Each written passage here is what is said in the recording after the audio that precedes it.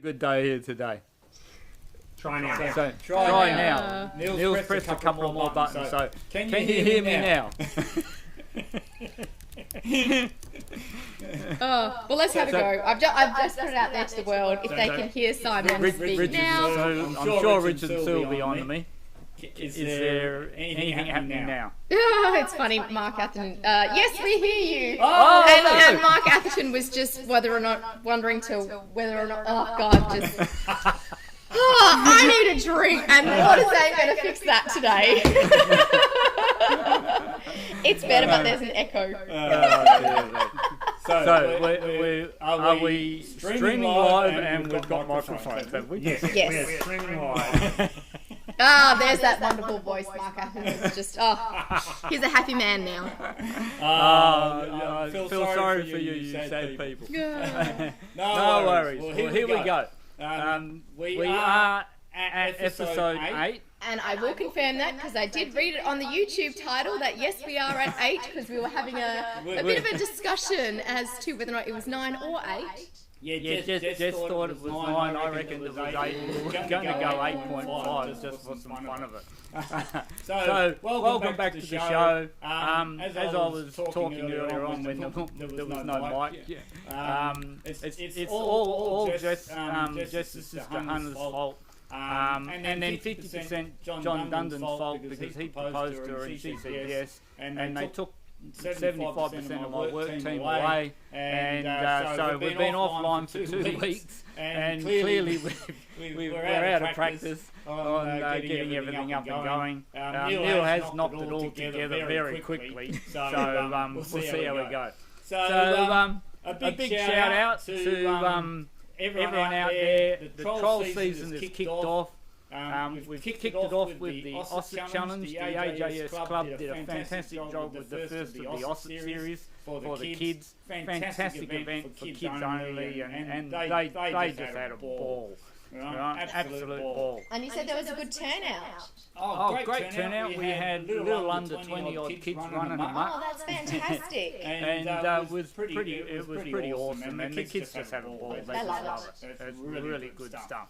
And then the Parthies ran their first summer series at Thomas Farm on Sunday. Another big turnout there. It was an awesome turnout. And a lot of new faces. I think we had at least 5 new starters that I can think of off the top of my head. Yeah, a special shout out to Savannah Hawk. And she had her first trial on her little red 80, and she was brimming from ear to ear, really smiling. It's a tough effort to get around on Thomas Farm, and she did an awesome job. So big shout out to her. We had Kat Kingsley had her first actual trial and survived and finished it. So that was awesome. So a big shout out to Kat. What's his name? Peter Jones. Came first ride, Peter Jones out there. There's another gentleman, I can't think of his name off the top of my head, so that's my memory, and a couple of others. So fantastic turnout for the new season. So that's no problem. But I think an important shout out to all the women in the world. We had Women's International Day yesterday. And Trials is definitely seeing a fantastic turnout of women having a go at Trials, which I think is fantastic. What do you reckon, Jess? It's great? Oh, yes, it's fantastic. Sorry, I might have been a bit distracted, but Gus decided to wander in and around all our camera setups with the old like, don't touch anything. But yeah, it's Neil's panicking about leads getting disconnected and stuff like that. But no, International Women's Day, it's a great day to recognise it. And as I said, the trials community and how we've got the women supporting women with the riders, even our observers, you know, the mums that stand out there in the rain, hail or shine, just so the event can happen and things like that. It's just incredible the sacrifices that and the support they provide their family, you know, getting to the event, during the event, and it's fantastic to see a great increase in participation from girls and women into the sport. So no, it's fantastic. Awesome stuff. So good stuff there. All the best to women, and let's see that we want to a very fast progression of equality moving up into. God, don't you worry. Yeah, we'll take over the world. No worries. So what are we doing for the show today? Oh well, because we've had a pre-run of the episode, I now know what's coming. So we've got a discussion. So hold on, people, because it's not only Simon talking, but Neil's going to be joining this conversation. So really settle in, get comfy, because I'm sure it's going to take a while. But there's a discussion on 4 strokes. It's 4 strokes versus 2 strokes. Luckily, it's not an opinionated one because it'll just be talking about 2 strokes with Neil and Simon. Then there's going to be something to do with Carburettor. Simon might have a chance to do some tinkering. Paul Peacock a couple of weeks ago asked for a toolkit as to what you should take to a trial. I think there's even parts are going to be mentioned in that. We're going to be covering a new kids bike that's come onto the market, and even just to catch up on what's coming in and what's going out with all the trials bikes.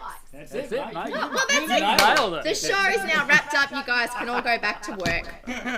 Awesome. So yeah, as Jess said, we've had a request from Edward Brown, asked for a little bit of a discussion between Neil and myself on the characteristics of 4 strokes and 2 strokes and the difference between them in with riding. So I'll call Neil in. He might have to adjust the camera right. Because he's so vertically challenged. I measured 1,200 off the ground, so that's the right height for Dad. So Edward Brown asked about 2 stroke versus 4 stroke. Yeah. And really, if we were going to have a debate about this, which this is not, and we would call Mr. Yates in. You're not going to get an argument between Neil as who, if he reckons one's better than the other, and vice versa. We both agree on what we think is better. But we'll have a bit of a chat about it. You know, you can always compromise and come up with, like, I don't know, a 3-stroke. Go electric. Go electric. I'm sure Mark will be happy with that. So the first thing up is because a lot of people who come into the sport of trials will ask this question, especially coming from enduro. There is significant differences, I think, in the enduro side of things, or motocross and whatnot. In trials, I don't believe these effects have such a large difference. As far as your ride is concerned, there's different characteristics between them too. So the 4 strokes tend to have a pulse in the delivery of the power, for want of a word. If you ever watch desert racing and that, I believe that the 4 strokes will leave kind of like pulses in the sand, whereas a 4 stroke will kind of leave like a constant trench. And so you do have that effect. The 4 strokes will tend to put the power to the ground better, and you'll get more traction if you're riding on the throttle. But of course, in trials, we don't necessarily ride on the throttle. We're riding heavily on the clutch. You shouldn't be riding on the throttle. You should be using your clutch for power delivery. And there's times you would have get you. I'm sure you've all had an ear bashing from Neil about that. There'll be times when you'll ride on the throttle, and there'll be times when you ride on the clutch. It's not 100% all the time, but because we heavily use the clutch, it really smooths out the majority of the differences between the 2 motors. If we were riding primarily on the throttle, then there is a significant difference. But other than that, on the ride side of things, there's not a great deal of difference. If you swap all the riders in the field over from 2s to 4s, as far as performance and outcomes concerned, there won't be a big difference. The scores are not going to change. You're not suddenly going to jump up 5 different positions in a trial. Definitely, there's no advantage between 4 strokes and 2 strokes in regards to riding trials. The only thing I find, I'm always been a 2-stroke man, and every now and then when I've had a play on a 4-stroke, the thing that catches me is when you're rolling off at the top of a step or something. With the 2-stroke, you shut off and the bike rolls on. With the 4-stroke, you shut off and you're going to go over the handlebars if you're not prepared for it. So that's one of the things you just get used to with a 4-stroke. You just need to hold it on a bit before you roll off. And that's something that I find being a two-stroke rider is that I just prefer the feel of the two-stroke. I like the fact that it rolls on and I can finally use the brakes for any braking rather than relying on engine braking. But there's a lot of people who've grown up on four-strokes or, and just like some people just say that just like and they enjoy riding a four-stroke. And at the end of the day, we're only riding our bikes for fun. So if you enjoy one more than the other, go for it. Yeah. So and just from a cost point of view, I mean, what I always say to people, a four-stroke will cost you more. It's got more moving parts. It'll cost you more when you blow it up. So you make the decision on what you want to buy. One of the advantages of the four-stroke is you don't have to worry about remembering where you actually put oil in the fuel. So there you go. That's true. And you tend to get a little more longevity out of them, but again in trials we're not really killing the motors. So pretty rare you blow a trials motor up. And on the other thing is if you are riding to a higher level. The four strokes are at a slight disadvantage from kind of standard. Like you bring them up and they can do really well, but if you want to add some performance into that motor and get a stronger motor, a four stroke is going to cost you parts, whereas a two stroke is just going to cost you a bit of time. So it's a bit cheaper just to whip the die grinder out than it is to start changing titanium components. And as a general rule of thumb, I mean, you see it in your classifications when they started bringing four strokes in, competing with two strokes. You'll see that like a four-stroke 300 would be similar delivery power of a 250 two-stroke. So the capacity doesn't quite deliver the same amount of power as a two-stroke. Unless of course you buy Tony's. That's a slightly different matter. That's the general feeling on that. That's awesome. So I'll get rid of Neil, otherwise we'll be talking here for 3 weeks. You know, Neil's like, you can't shut him up. So what I thought we'd do is... I have got a Carby to have a bit of a play with. But we had a request from Paul Peacock, as Jess was telling you, on what tools would you take to a trial. So maybe I'll cover that first. I don't know what we're doing camera-wise, Neil, but... Manus, before we get going, Manus has just made a comment to say that there's a bad echo on Facebook. Can anyone let us know if it's still there? Neil's done a little bit of jigging behind the screen, behind the scenes. Right. So just let me know how it goes, and we'll try and alter it and make sure it's a more clean and crisp. Yep, no audio. Worries. So cool. Thanks for that, Jess. So let us know if that echoing is still working. So first of all, the basic tools that I would take to trial, and these are just your basics. So first of all, a set of Allen keys with ball ends on them, right? So just a full range of those. That's what I would take. So what are those? Allen keys. Oh, okay. Sorry, I didn't hear it. So Allen keys and the important bit is always get a set with the ball ends on them.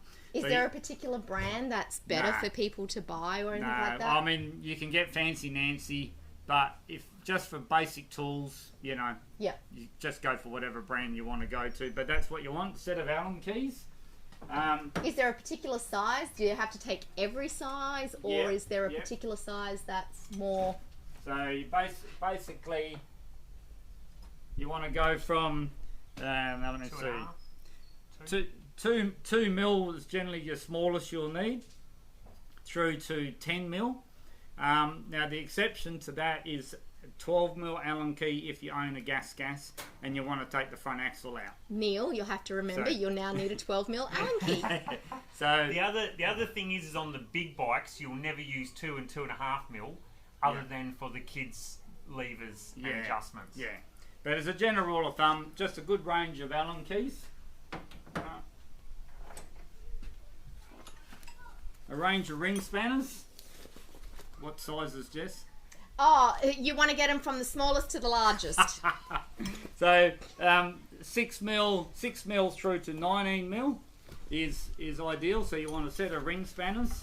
Now, as a general rule of thumb, generally what you use is 19, 17, 13, 10 and 8 are your most common ones that you'll use.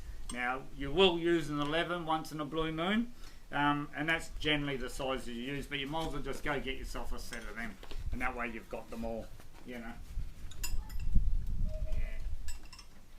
Yeah. Then your next thing is basic range of screwdrivers. So slot screwdriver.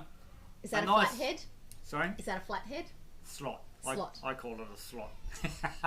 Yeah, I don't know what other people will call them, but I call them a slot. So just a variety of sizes of slot screwdrivers. Stepping down so you can do your jets on your carbies. Those. Same again with your Phillips heads. There are specific sizes. There are sizes, but people will soon work that out. But your 3 range, generally the 3 mid-range of small, medium, and Phillips. large. Yeah, that's it. 1, 2, and 3. 1, 2, and 3. So set of screwdrivers, pair of side cutters, pair of pliers. Oh, we needed those pliers for the wedding the other day when Hannah's heel got caught in the crack leading up to the ceremony. We had to have the police. Thankfully, they were around and they could lever it out for us. So, any brides getting married, always best to have a pair of pliers in your handbag because you never know when you're going to need them. And of course, Pac-Man. Is that technically, that's not the name? No? No, it's not a Pac-Man. Pair of multi-grips is good one to have. Pair of vice grips. These are ideal. Have a pair of vice grips, even if you've got a variety of sizes. They carry some of them. Then, now if you're getting into ring spanners, now you need the capacity to remove both your front and your rear wheel. So if you've got a beater, the rear nut is 24mm, but so just make sure you got spanners that you can remove your rear and your front wheel. So that's it. Now, and the most important thing, if you've got a 2-stroke, spark plug spanner. Because as everyone knows, if there's anything wrong with if you've got a 2-stroke and it won't start, the first thing you do is just put a new spark plug in it. That's the #1 rule. So don't forget yourself a spark plug spanner. So those are just the real basic tools that you would take as a minimum. Naturally, you can start to add in a hammer, a nylon hammer, you know, a few crescents, adjustable spanners, should I say, shifters. Everyone calls them different things. You can take a few of those. And then you can really grow.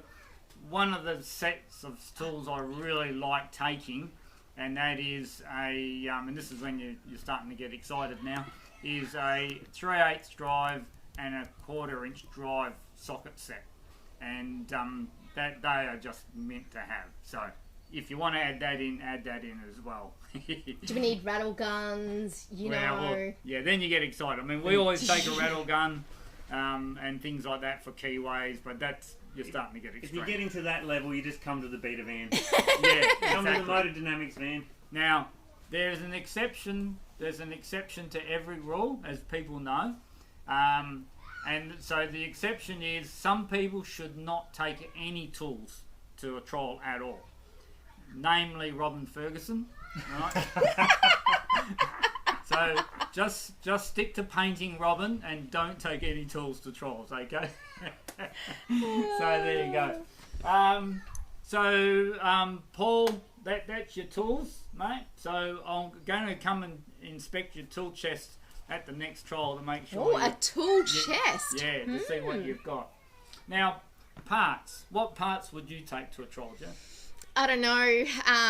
Maybe a spark plug. You did say you'd need one. Maybe like a wheel so your bike can turn, handlebars, the thing that goes vroom vroom.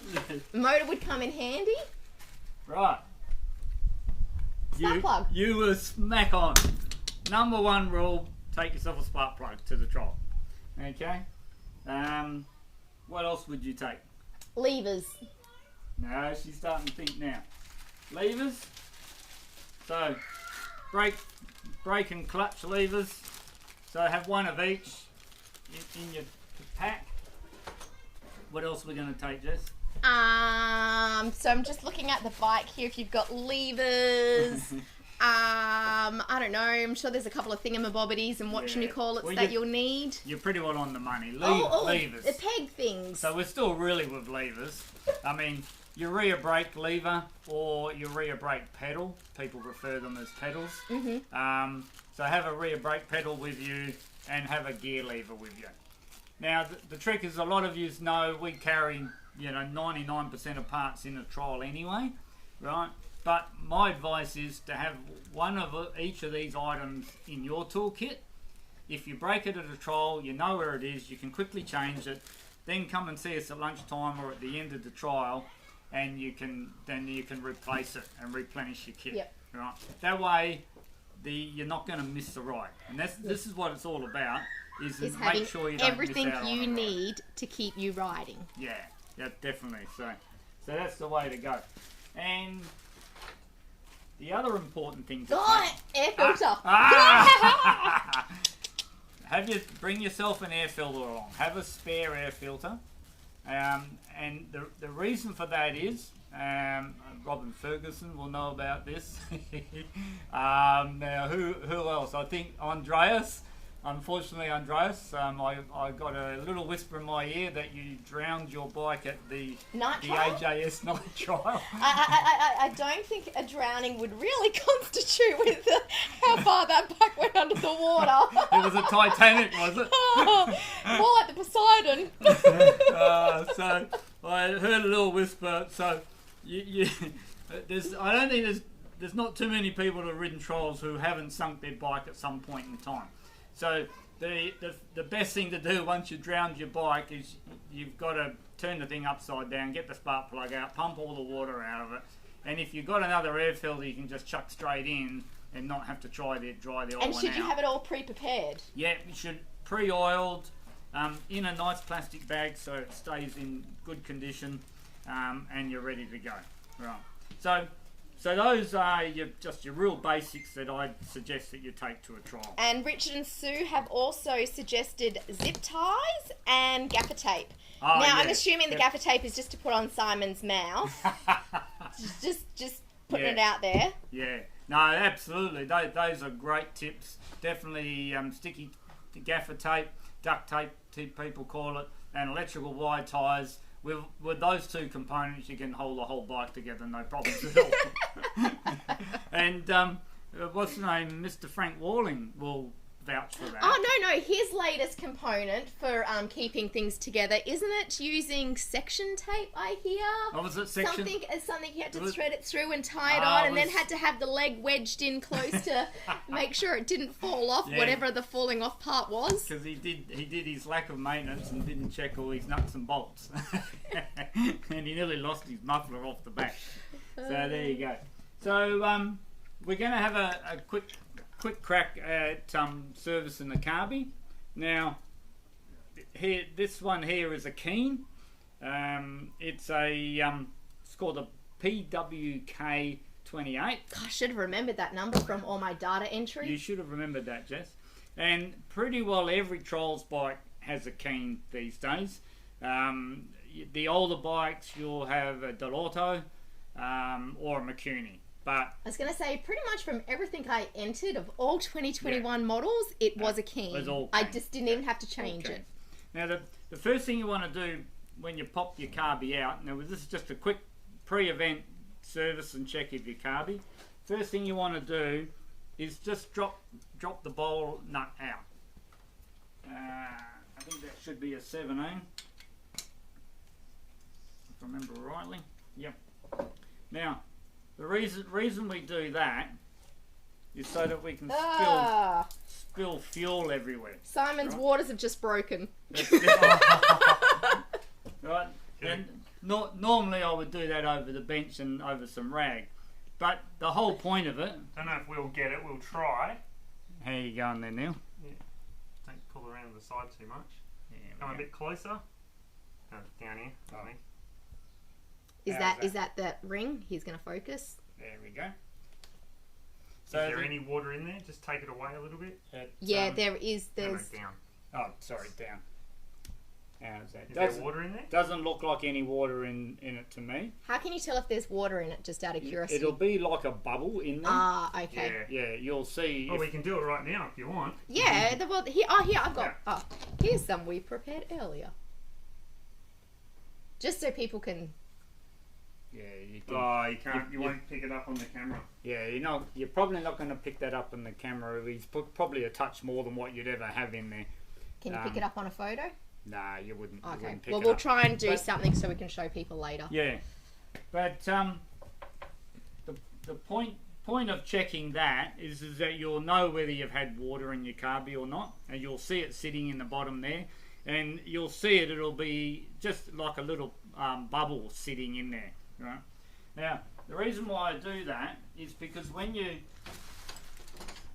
taking your carby bowl off with the keens, you have to tip the carby upside down to actually get the bowl out. And of course, then you've tipped all your fuel out.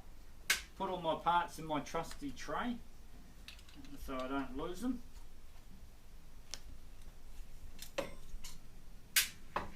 So when you want to take, how are we going for a shot there now? Yep. Am I right?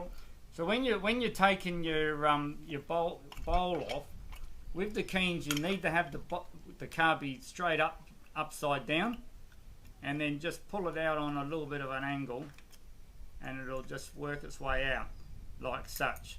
Now, I'll probably, if I turn around, you'll see this here is your overflow tube, and that's the one that gives you a lot of trouble. Now when you're putting it back on, you've got to try and get the overflow tube in, and then this one here, if I'm in shot, is your choke. You've got to try and drop that in there. So when if you're having trouble putting these back together, make sure you got it upside down. Get your overflow tube lined in and your choke on, and then they just drop on easily. They can be a pig if you've don't have them upside down. Right. Now, how are we going? You stay still wherever you want to go. There. Over there. So here, this is your choke pickup. This one here is your idler jet, and this one here is your main jet. Okay. So we're going to be removing those jets. Pop your idler jet out. And it's a good idea just keeping your finger here. Yeah, like that. To stop the float pin coming out. Otherwise it'll drop out. Idler jet out. Pop that in my trusty tray.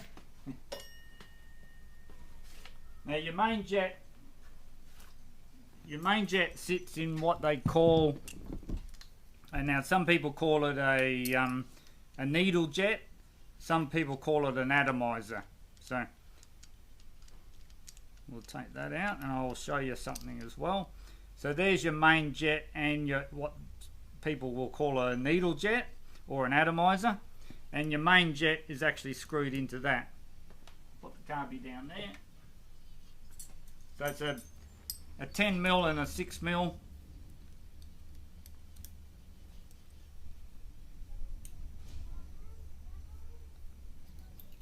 And there's your main jet, and there's your needle jet there.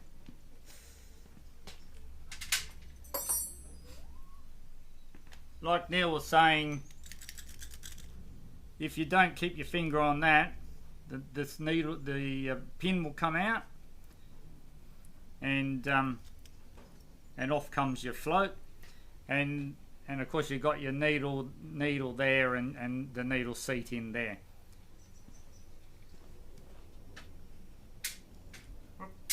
Instead of a needle in a haystack, they should call it a needle in a carburetor. There's so many needles in that thing. Yeah. Now, an important thing I want to show you with these keens. Hold it still. Okay, Neil says I've got to hold it still. Because you keep jiggling it and then it goes out of focus. Right. Now, if you can see down in here, there's a little brass thingy-bob, Jess. Do you need my, are you talking about, it's right there. Right in there, yeah. If you can see that, now you need to be really careful with the keens, because if I push that down, and give it a bit of a jiggle, it'll drop out when you don't want it to. I was going to say it won't do it now. There it is. So that's it there. Now we know from the first time we had a beater with a keen and we serviced it at Hilltop Farm once, pulled it out and give it a bit of a clean out. While we're cleaning it out, this component dropped out and fell onto the ground, put the carby back together, and the bike ran like you know what, and we couldn't work it out. It wasn't until later we realised that we'd lost this little collar, and we had all sorts of trouble. So make sure that you don't lose that when you're pulling your keen to bits. No worries. I'll leave him out. So the other trick, when you're cleaning out now, I'm going to get told off for moving around too much, I'm sure. Now, the idler circuit, so you got your idler jet in here. Your idler circuit draws air in here, goes down through a channel down here, and it draws the fuel up through here. So the air going through here, and if you look through the top, you'll see there's a small hole on the motor side of the slide. And the Venturi effect flowing through that channel sucks your fuel up up through the idler jet. On the side of your carby here, you got your mixture screw. Now your mixture screw, if your mixture screw is on the airbox side of your slide, then when you screw it in, you're mixing air. If your mixture screw is on the motor side of the slide, then you're adjusting fuel flow.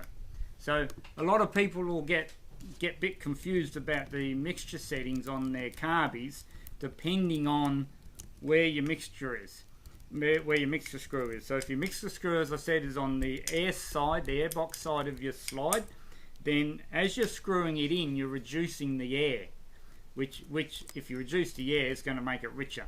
If you screw it out, you're going to have more air, it's going to be leaner. Now if your mixture screw is on the motor side of your slide, then you're going to be altering the mixture of fuel. So if you screw it in, it's going to get leaner. If you screw it out, it's going to get richer, which will be the opposite if it's the other way around. So just be mindful of that. Now when I clean out the idler jet circuit, I remove the mixture screw. So how often does a carburetor need to get cleaned? That's a good point, Jess. Like, is it something needs to be done like for every trial, or just 6 monthly, yearly? Yeah. Well, we will drop the bowl and check for water every trial. Yeah. Right. So when you wash your bike, if you've had a wet trial, so we will just do this as a really base check every trial. Yeah. Yeah, because we don't want to have water in our carb or anything like that. So yeah, we do it every trial. So I've removed your mixer screw. Now if you're going to blow the idler jet and everything out, always blow the air in here. Right. Now the reason for that is your air gets drawn in here, you're likely to pull dirt in from this way. Your idler jet goes in here, and if it's pulling dirt from in the carby, the dirt's going to come up this way. If you blow your air here, the air's going to be blowing the dirt back out. If you put your air pressure here or here, you're actually possibly going to be pushing the dirt further into the idler circuit. So always blow it out through your mixture screw there. Now when you remove your mixture screw, some of them will have a little washer and an O-ring on there. That's another reason why if you blow it this way, if you've left the O-ring in here, the O-ring will go flying and you won't know where it is. So the trick is a bit of carby cleaner, spray it down into your idler circuit, compressed air through there. That'll blow all that out. You'll see it'll blow up through here, blow out through there, and Bob's your auntie. And I guess when you're doing that, you should always have your safety goggles on. So you don't get any spray in your eyes. Exactly. And then the same with your eyelid jet. Some carby cleaner in there. Right. Ah, my eye. And your main jet. You clean your main jet out. And of course, I'm not going to do it because we'll be stirring up Neil's thing. The same with your jets.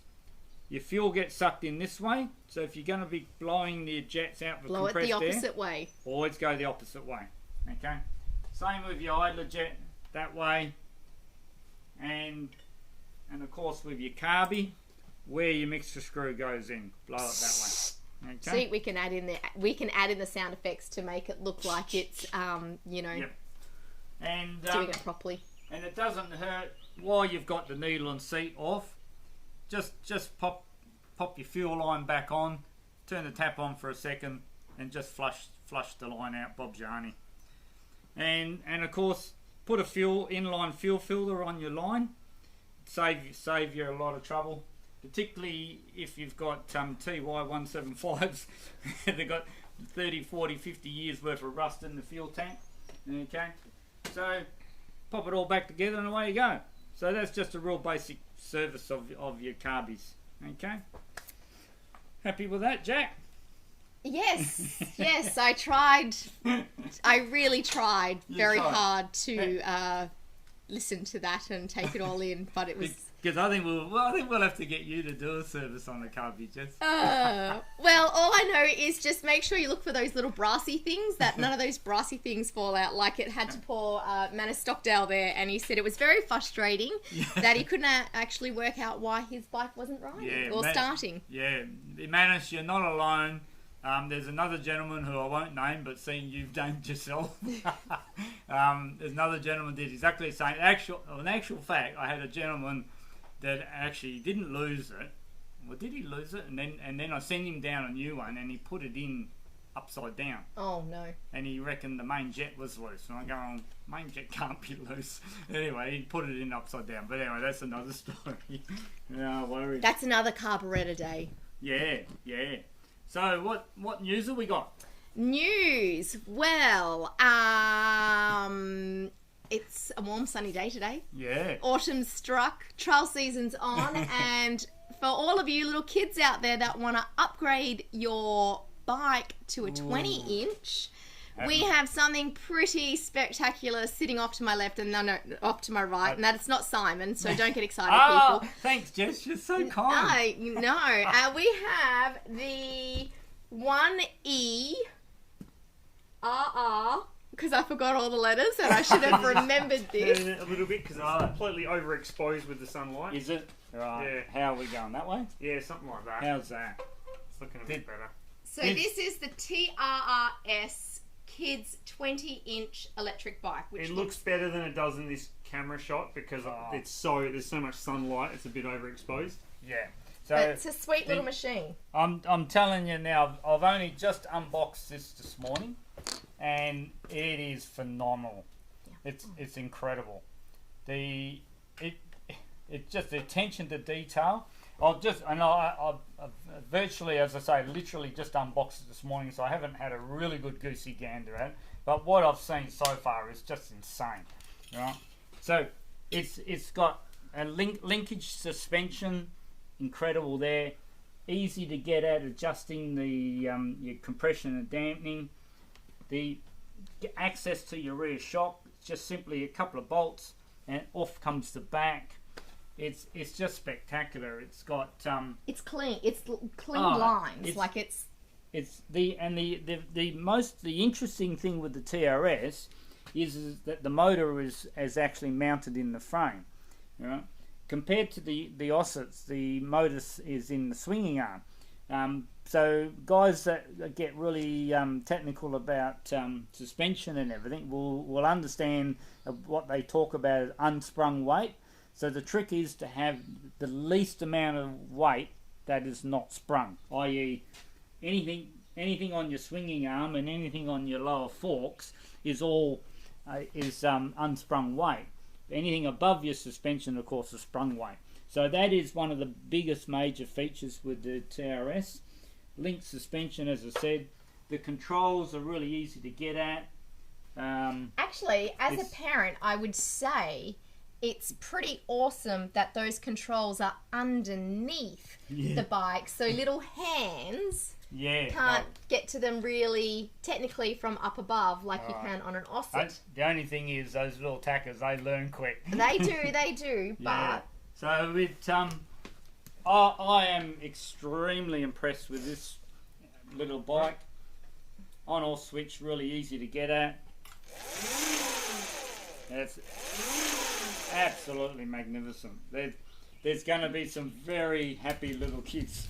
I can give you the now, availability-wise, Simon, what are we looking at with Tim? I know, like every brand of bike out there at the moment, we do have limited supplies thanks to COVID and all those sort of things. But what are we looking at if someone ordered a TRS? Do we have many coming into the country? There's, to the best of my knowledge, and don't quote me exactly, I think we've only got about five available in the next shipment. So we've got this one here, which has got a name on it already unfortunately. But the beauty of it is here, people can have a look at it and that. I'm fairly sure the next shipment, which I believe actually can't be too far away. 11th of March, I think the ship's due to dock, but the way the world is at the moment, you can't really predict anything. So yeah, only about 5. So unfortunately, like all the brands, Osset, Beta, all of them, you know, they're all very limited in capacity. So yeah, but if you're interested, hit us up, come have a look at it, and go from there. But on that, we're going to have our first electric start TRS in WA soon, hopefully by the end of the month. Nice. So there will be one excited person, I'm sure, because they know now that the ship's possibly docking around the 11th. So that's not too far away. And there's not like a sweet little 125 in that, is there? Not by in any that chance? shipment, Jess, I'm sorry. So what else we got? We've got we've had a Beta 125 rock up. That's in stock now. We've got a 250 in stock. The Gasser 125's on the road. Nice. So that should be here the end of this week, I hope. Vertigos can't be too far from docking. Now they were due late February, but then that's been delayed. Yes. So we're hoping that won't be too far away in this March. Yeah, and that's pretty well it with bikes at the moment. And is there still, I noticed the gases, do we still have some of the 2020 stock still there? There's one 300 brand new sitting in a box, so that the special price of $9,990 on that. Oh, that's a pretty sweet deal. Yeah, all the 250s are gone. There's none of them available anymore. The 2021s are in Australia. There. We've still got some run-outs of the GP 2020s, so but that's still current model at the moment. So we'll see whether there's any of those left or not, whether we can get any specials on them. We'll see how we go. Yeah, so that's pretty well it bike-wise. Yeah. Actually, one bit of news that we didn't tell is the new Gas Ambassador that is... They should have been watching my show. Well, in case that they didn't watch their show, should we get the new Gas Ambassador on? We're going to have to raise the camera again. You're making it difficult just for me. squat down. Yeah, I'll stand here. Hang on. There we go. I think we're on camera 1, are we? Oh no, we're on camera 2. No, you're on camera 1. Is that? No, not. There we go. There you go. But so I think it's... So what's the story? So now I have... I'm riding Gas this year, so jumping on board and helping out there. Grant has twisted my arm and going to be riding a new Gas. I've got it... The box is literally sitting about 2 metres away, so I have to put that together and get cracking on that. So I'm really looking forward to it, actually. Wow. It's going to be something... Congratulations. Something different, changing things up. I mean... we all know the Gas is an awesome bike. There's no questions about that, and something different is going to be a hell of a lot of fun. So looking forward to it. So it should be cool. Well done. We'll certainly look forward to hearing your technical comparison. I'm going to be doing a bit of feedback on this. It'll be on the online coaching group, on the Neil Price page. That's all being changing at the moment. The other bit of info is the app is actually making progress. The neilprice.com app. I've had some dramas with my URL and the website stuff separate to the app, but it's interconnected. So it's taken a little bit of time to work through that, but we are getting there. We're not far away. So hopefully I'll have some info to give out to people very soon. So awesome. But I'm really looking forward to this year and getting on the gas. Getting on the gas. No worries. Cool. Awesome. So that's fantastic. So there you go, people. I'm not sure. How are we going time-wise, Jess? It's 103. 45 minutes in. So I think we can sort of wrap it up there for this week, considering we also had a first pre-start with it not on live. A few technical hiccups. A few hiccups today, but hey, we're back into it after 2 weeks, so we can be a little bit rusty. No worries. So awesome. So what do we got coming up? We've got AJS Park this Sunday. I think that's the first of their Twilight series. Oh, I thought that was next week. It's the following Sunday. The following Sunday. I thought it was this Sunday. We don't have anything in our calendar this week. It was the 21st of March. You sure? Okay. We will confirm that. I got people telling me that it's this Sunday. Okay, well, and the Pathfinders trial is then 2 weeks after that one. There's a calendar in the office there, but so we better check that. So anyway, we do look forward to seeing you at the next AJS event, which I believe is Twilight 1. And check your calendars and make sure you know when it is. We'll do a post up on that anyway coming up, and we'll confirm if there is one this weekend. Yeah, yep.